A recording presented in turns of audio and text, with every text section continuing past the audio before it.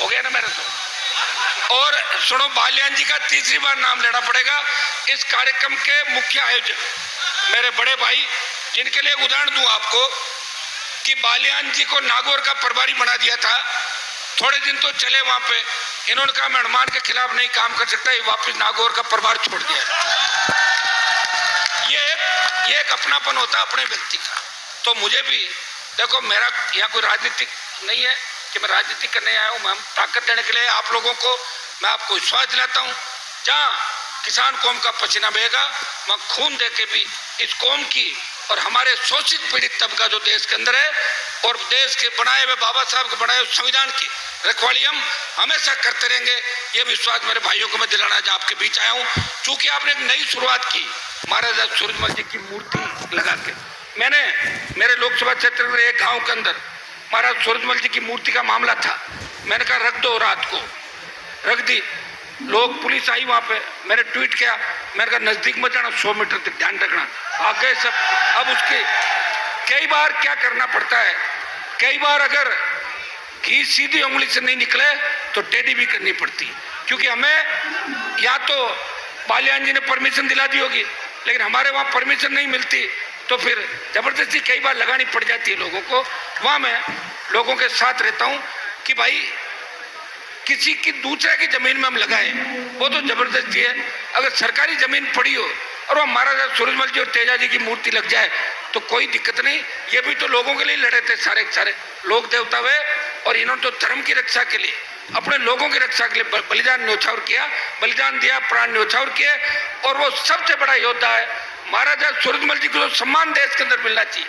बालियान जी आपकी सरकार है, मुंबई के अंदर, सुनिए मेरी बात, मुंबई में, मद्रास में, बेंगलोर में, दिल्ली में 20 शहरों में महाराजा सूरजमल जी की मूर्तियां लगवाई आप, तब मैसेज जाएगा पूरे वर्ल्ड के अंदर। जो लोग लड़े नहीं उनकी जगह जगह मूर्तियां, जिन्होंने लड़ाई लड़ ली, अच्छी युद्ध जीत के वीर गति को प्राप्त हुए, उनके इतिहास को छुपाया जा रहा है। उनका इतिहास भी लोगों के सामने आना चाहिए। ये मेरा निवेदन आप सबके बीच रहेगा। ये हमारे भाई मन्नू जी, अब हमारे राजस्थान की तरफ से हम सब इनको पंचायती इनके हाथ में दे रहे हैं, यूपी के हाथ में।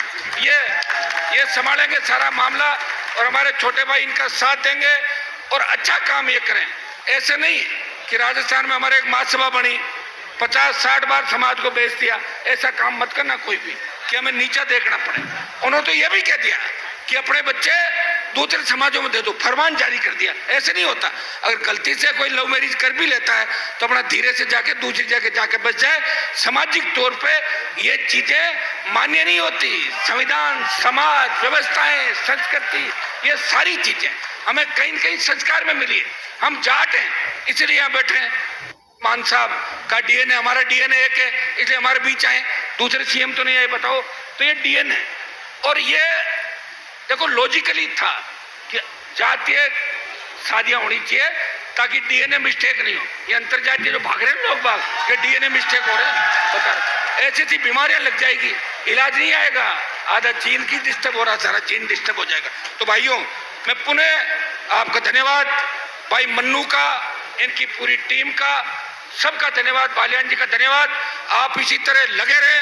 मैं एक नारा दूंगा, जय भगवान, आप बोलना जाट बलवान, जय भगवान, जय भगवान।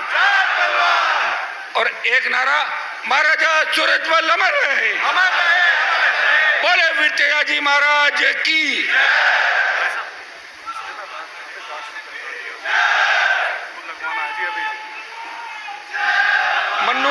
मन्नू का ये कहना है कि पुलिस ने जाट शब्द हटवा दिया, वो तो बालियान जी अपना बात करेंगे, नहीं तो आपके योगी जी को हटवा देंगे, बता रहा हूं आपको, ठीक है ना? ठीक है, बहुत बहुत आपको धन्यवाद।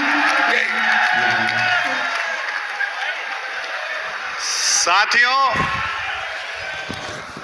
जो लोग मेरी आवाज सुन रहे हैं, जो अनावरण की व्यवस्था में लगे हुए हैं, मैं उनसे कहना चाहूंगा कि अनावरण होने से पहले वो अंतर्राष्ट्रीय जाट संसद जाट शब्द वापस चिपका दो और अनावरण उसके बाद ही होगा। पुलिस प्रशासन से मेरी हाथ जोड़ के इसे वापस लगा लेने दें, उसके बाद ही अनावरण होगा। अब एक घोषणा और मैं बहुत जरूरी एक कर रही है। जाट संसद के 2 पदाधिकारी हैं जिनकी आज इस मंच से पदोन्नति होनी है। अंतर्राष्ट्रीय जाट संसद के